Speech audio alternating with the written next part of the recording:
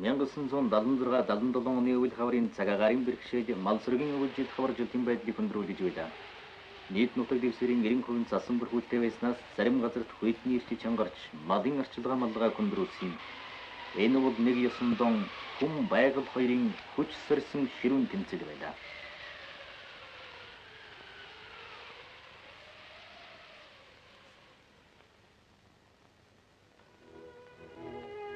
Манай нам цагаагаарын бэрхшээлийг даван туулах үйлсэд ард түмний мөрөөлн дуудаж, мал өвөлжилтийн ажлыг зохион байгуулах талаар шуурх арга хэмжээ авч байлаа.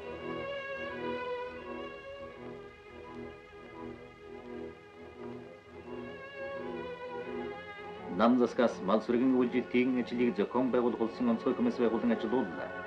Хүн амын хүнсний зүйлээр аж үйлдвэрийг түүхийдэр хангах их болов болсон мал сүргийг онд бүрэн оруулахад улсын онцгой комисс бүх нийтийн анхаарлыг төвлөрүүлж мал өвөлжүүлэх хаваржуулах төлөвлөлийн авч байжуулах ажлыг газар тэрэн зохион байгууллаа. Улсын онцгой комиссийн ажилтнууд зарим яам, тусгай газрын сай дарга нар зэрэг удирдах ажилтан хариуцлагатай хүмүүс цагаагаарын бэрхшээлтэй аймагуудад ажиллаж мал сүргийн өвөлжилт хаваржилтын байдалтай танилцж авгарах хэмжээ газар дээр нь шууд зохион байгуулан туслалцуулах ажил зохиож байлаа. Улсын онцгой комиссийн шуурхай групп аймаг сумдын онцгой комисстэй өдөр тутам нэгт холбоотой ажиллаж цагаагаарын бэрхшээлийг даван туулахад орон нутгаас тавьсан эрэлт хүсэлтийг цаг алдахгүй барагдуулах ажлыг зохион байгуулах. Өгсөн үүрэг даалгавар авах хэмжээг төлөвлөх болон онцгой комиссийн шийдвэрийн биелэлтэнд хяналт тавихад ажиллаан чиглүүлж байлаа.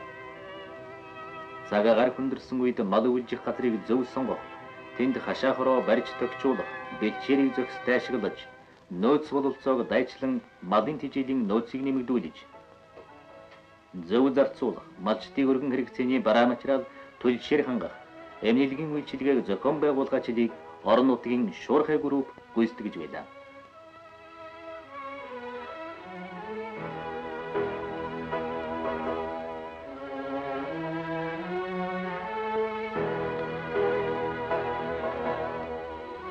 Нам заскаас их анхаарал тавьж, зарим үед хүний болон зоомол эмнэлгийн нарийн мэрэгжлийн эмч нарыг хөдөө нутагт ажиллуулсан.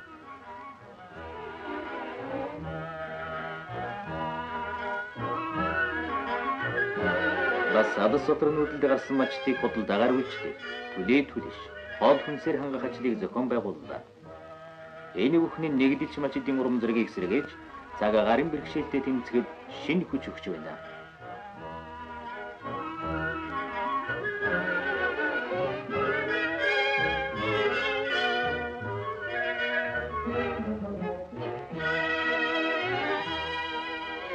Нийслэл хотын яам тусгай газар үйлдвэр аж ахуйн 110 гарыг байгууллага, шеф нэгдлийн мал өвөлжилтийн ажилд хүн хүч зэрэг техникийн туслалцаа үзүүлэн олон 10,000 нэмнээ төлийн ут дулаан хувцас зэргийг илгээжээ.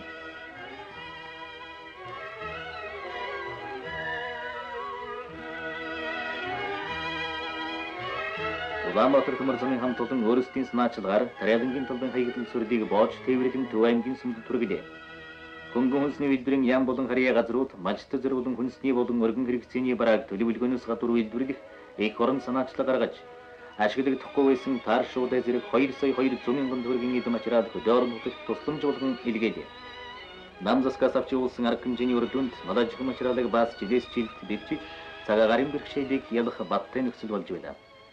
Аймаг хотын автоваз болон зарим үед иргэний агаарын ба төмөр замын тээврийг цагаагаарын бэрхшээлтэй тэмцэх ажил чиглүүлэн зохицууллаа. Орон нутагт цагаагаарын бэрхшээлээр нэгч мал хоригдуулахгүй байхын төлөө хүн хүч, маврах, бууц бэлтгэх, сүрэлвөө, мал тэжээх, төлөш бэлтгэх, төлөв байжуулахад аймаг сумын төвөөс 202,000 хүн мал аж ахуйн суурьд төр хугацаагаар ажиллаж мачтад халуун туслалцаа үзүүллээ. Энэ бол социалист нийгмийн хүмүүсийн хамтарч ажиллагаа, социалист аж төрх ёсны багтан сайхан үлгэр жишээ байлаа. Хаашаал харавал цасан далай цэлийж, хүйтэн жавар, цасан шурах шахуурсан хахир хүйтэн өвлийн өдрүүдэд зөвлөлд амлахтын жолоодсон нислэг тэрэгнүүд Овс Хөвсгөл аймгийн нутгаар 183,000 км аялж, мал аж ахуйн дэжгарыг бригадын 400 гаруй суурь тэжээл хүргэж туслалаа. Агаарт нислэг тэрэг хурдалж, газраар ган хөлөг довтлон хаанлуул нөхрийн халуун тусламж малчны суурь хүрч байна.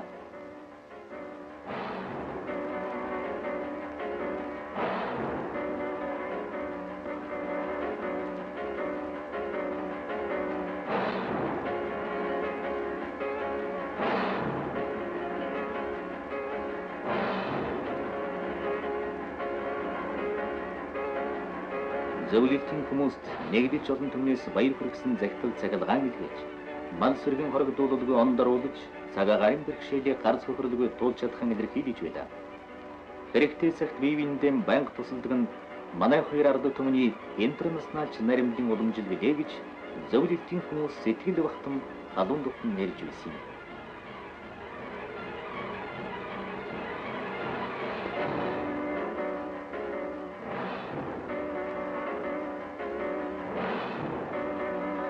Зөвлөлтийн тээвэрчдийн хүргэж өгсөн 26,100 тонн малын тэжээл болон өргөн хэрэгцээний бараа таваарыг цагаагаар бэрхшээл тохиолдсон үеэр малчид хөдөлмөрчид сэтгэл багтан хүлээж авлаа.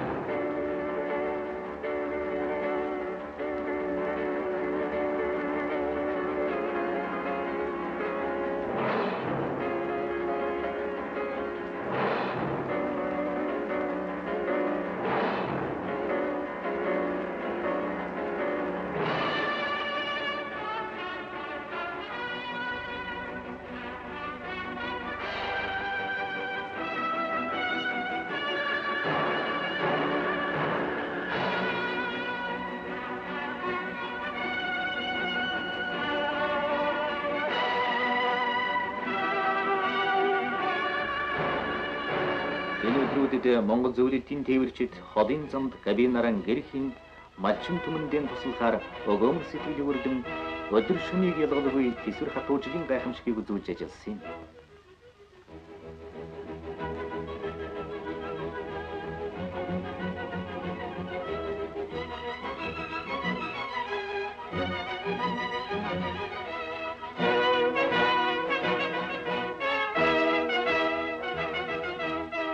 Манай тээвэрчид өвс тэжээл давс хужир 150,000 орчим тонныг орон нутагт хүргэж өгсөн юм.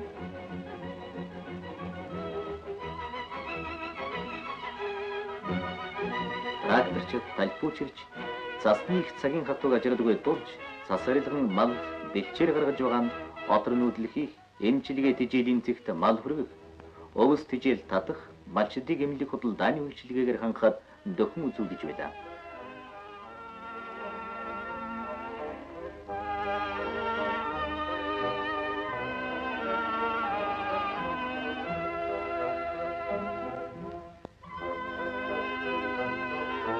Малчидч эдлэгэний тэмээ морь өхөрт далбуу хөллөж малдан бэлчээр гаргаж байна.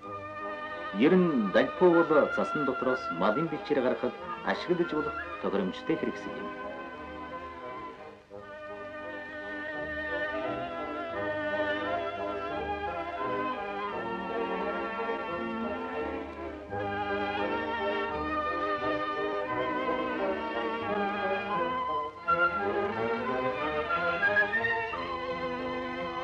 Бүхэн утгаар засыг орж хүйтний ирч урд жилүүдийн дунд час нэмэгдэж байлаа.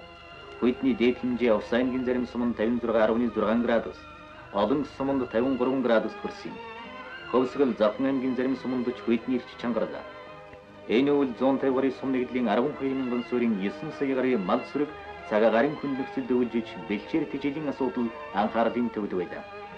Мал сүргийг өвлжүүлэх ажил хөдөөгийн хөдөлмөрчдөөс их хүч хэмжээнд шаардна. Малчин хүн зүүн намрын сайхан цагт нөөц үйлцээгэн ашиглан малан сайн таргалуулж өвөл хаврын бэлтгэлийн эрднээс базааж чадвал улирлын хатуу гарс хөхөрлөгүй давж болдгийг хашир малчдын туршлага харуулсан юм. Одорчдын амжилт малчин хүний хөдөлмөрөөс шалтгааллах боловч орон нутгийн бүх байгууллагаас үзүүлэх тусламж дэмжлэг удирдлага зохион байгуулалтын ажилтай салжгүй холбоотой болох нь тодорхой билээ. Хакер хатуу цагт тэжээлийн нөөцийг аривжуулан тэжээлийн ариггамтай зарцуулах малын эвэр туурай доктой хийх нэмнэж хүйтнээс хамгаалах олон аргыг малчид өргөн хэрэглэж байлаа.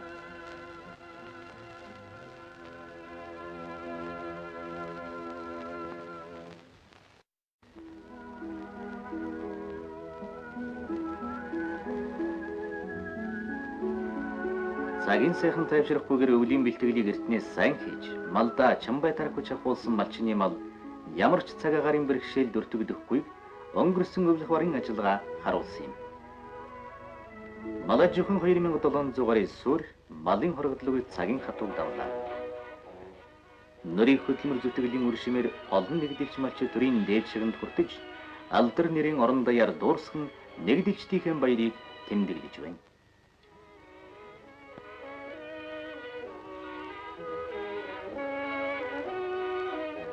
Бүгд наримдах Монгол Ард улсын авраг малчны хүндэт алдрыг хүлээсэн 595 хүний нэг нь Овс аймгийн зүүн гол сумын малчин Цэвэн юм аа. Монгол Ардын хөлсгөл намын гишүүн ардын хурлын депутат 33 настай энэ залуу малчин өнгөрсөн 5 жилдээ 400-аас 457 хон маллаж төлөө бүрэн божуулжээ. Сүүлийн жилүүдэд малчтын игнээ улам залуужж байна.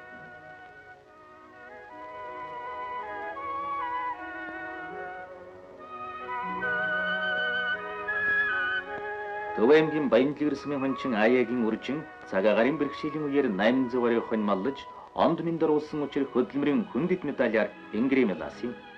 Түүний эцэг Аяага одоо нас өдөр 70 хүрч явна.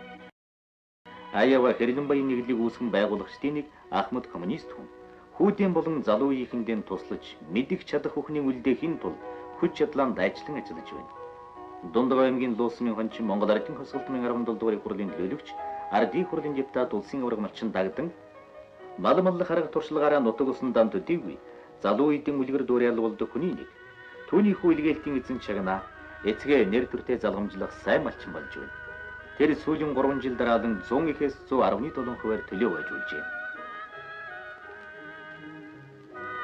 Сэлэнг аймгийн орхны сангийн аж ахуйн хончин Тэрвиш 5 жилийн тооцоотой үүрэг авч эхнийхэн жилийн төлөвлөгөөг давуулан биелүүлэн улсын хошоо авраг боллоо.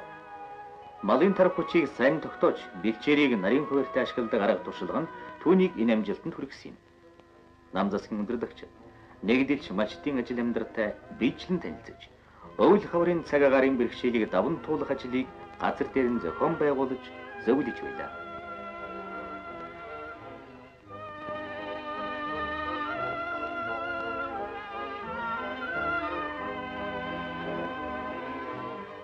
Өвөл хаврын үлрэл малчин бүрийг идэх зүтгэл, ажлын арга барил, амжилт ололтыг дүгнсэн том шалгалт болдог.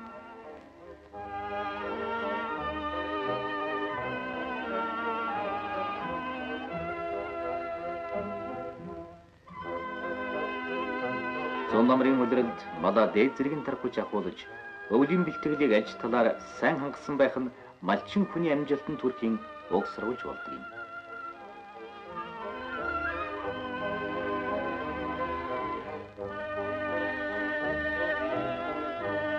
Монгол Ардын хосголт намын 17 дугаар хурлын шийдвэрийг хэрэгжүүлэн 6 дугаар 5 жилийн төлөвлөгөөний зорилтыг амжилттай биелүүлэх нь мал өвөлжилт хаваржилт төл хүлээн авалтын дүнгээс ихээхэн шалтгаална. Улсын төлөвлөгөө бол хууль юм. Энэ байдлыг нэгдэлж, малчил, хөдөлмөрчдөд сурталчлах, хүн бүр хариуцсан ажил дээрээ тодорхой амжилт үтэл гаргахад намын байгууллагууд үзэл суртал зохион байгуулалтын ажлыг чиглүүлж ажиллахыг нөхөр Сэдэн бол заасан юм.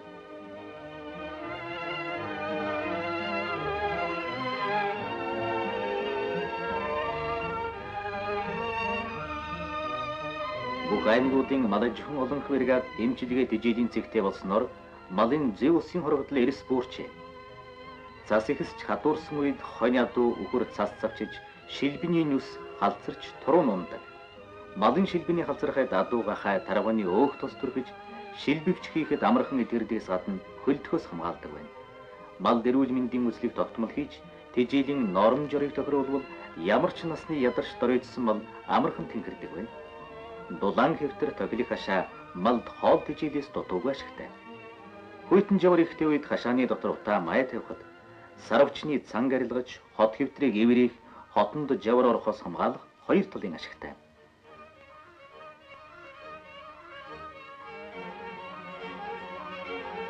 Хөхөөцийг аривны ихээр нөөцөлж хотны хөлдөө хөрзөн хохолж хуурай бууцаар сэлбэн тэгшилж бууцыг өглөө бөөгнүүлж орой тараан хотоо хөлдөөдгүй туршлагатай малчид олон байдаг. Үүний нэг нь Хөвсгөл аймгийн Эренчин Томсомын Алтан тал нэгдлийн хончин Самбуугийн халуун илсээр жигнэж бууц хатааж нөөцөлдөг туршлага юм аа.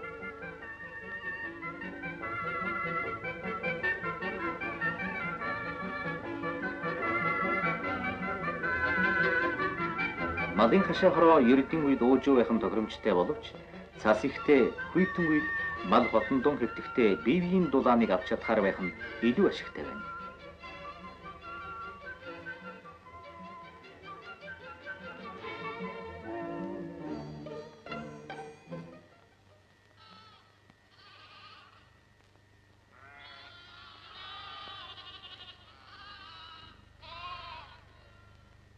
Нам засгаас оюутан сурагчдын амралтын хугацааг сунгаж, мал хаваржуулалт, төлөвлөжүүлэх ажил тусалцуулсан цаг үеийн олсон оновчтой арга хэмжээ боллоо. Малчин аав ээж, ах эгч нартай тусалсан 100 мянган гаруй оюутан сурагчдын тус тун ихэв.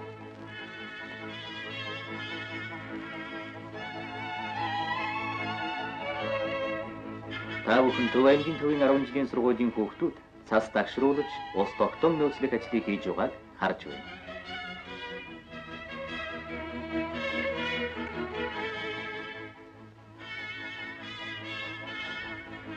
Жилийн дөрвөн өдрөнд малын нутаг бичээр өвс, ус хужирыг зөв тохируулан маллаж чадвал тарган цатгалан төдийгүй ашиг шимийн арбин байдаг. Малыг эцэж турхаас өмнө тэжээх нь маш чухал. Турж байгаа буюу туранхай малыг байнга тэжээж, хужирлах. Өдөр бүр услаж байх, тэгтэн усыг бүлээсгэн, усандаа давс хужир уусгаж өгөх нь онцгой сайн л үзүүлнэ. Малыг тэжээхдээ багаас нь ихсгэх журмаар тэжээж байгаад, тэжээлээс гаргахдаа аажин багасгаж гаргадгийг мартаж болохгүй. Ядарч дөрөөдсөн малыг тэжээж тэнхрүүлэхэд тэжээлийг урдчлан хэрчи жижиглэх, дэвтэх, эсгэх замаар зөв бэлдэж өгвөл тэжээлийн шингэц сайжирч мал амархан тэнхэрдэг. Нунтаг хуурай тэжээлийг дэвтээж эсгээд малд хушууч ар юм уу эсвэл тэжээлийн онгоцонд хийж өгөх нь тохиромжтой төдийгүй тэжээлийн ашиглалтыг сайжруулдаг. Өвс хужир давс тэжээл бол эх орны үнэт хөрөнгө социалист өмчмөн. 1 кг тэжээлийн үн өртгийг сайн ухамсарлаж бэлдсэн тэжээлийн арга гамтай хадгалж зарцуулах цагийн сайханд мал тэжээл болох бүхнийг бэлтгэх нь чухал байна. Малын хээл хамгаалахад малчин хүн хээлтэй малын арчилгаа малгааг зөв тохируулах, хот хэвтрийг байнга хуурай байлгахыг эрхмэлдэг. Цаг улирлын байдал тохируулан бэлчээрийг хуваарьтай ашиглах, малын бэлчээрт эдгэжлэх хугацааг уртасгахад анхаарч байвал малын хээлийг эндэлгүй хамгаалж болдгийг туршлагатай малчид зөвлөж байдаг. Их мал тарах хүч сайтай бол төлн эрүүл ширэг байдаг.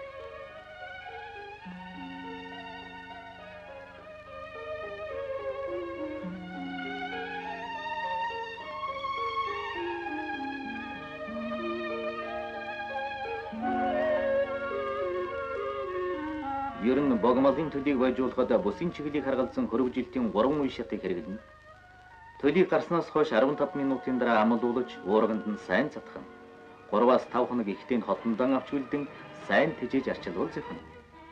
Нялх төлийн байрны дулааныг хэвийн хэмжээнд байлгах нь төлөө өвчлөхөөс урдчлан сэргийлэх гол арга болдог. Төлийг 2-7 хоногтойгоос нэхлэн нарийн өвс, борог тэжээлд оруулах нь зүйтэй. Энэ үед байранд нь өвс, давс хужир дүүжилж байнга байлгах нь чухал. Тэгэхэд төль эхлээд өвсийг мэрж, хужирыг 7, дараа нь амтын аваад 2-3 хоног идэж сурдаг. Эрт ус тэжээлд оруулсан төль сайн махалдаг төдийгүй сэнсэрдгийг тэргүүний мачтын туршлага харуулж байна. Шар будааг намтарлаад жилд муутай их мал, хар цайн юм усан чанаж өгч сүү урж төлөө сайн цатгадаг. Жилд муутай хоньны хургийг сүү орлох тэжээл юм уу, үнэний сүүгээр өгч эсвэл сүүтэй хоныг хилээлүүлж байжуулдаг. Улсаас авч явуулсан үжил суртал аж ахуй зохион байгуулалтын асар их арга хэмжээ, зөвлөлт холбоот улсаас үзүүлж байгаа зүйдвэрийн тусламж, манай Ерөө алдарт малчид хөдөлмөрчдийн их орон шаргуу хөдөлмөрийн үр дүнд цаг агаарын бэрхшээлийг амжилттай даван тууллаа. Одоо манай орны малчид хөдөлмөрчид цаг агаарын бэрхшээлийн улмаас манай жихэн үйлдвэрлэлд учирсан хохирлыг ойрын хугацаанд өгөхөөр шамдан нөөц бололцоогоо дайчлан ажиллаж байна.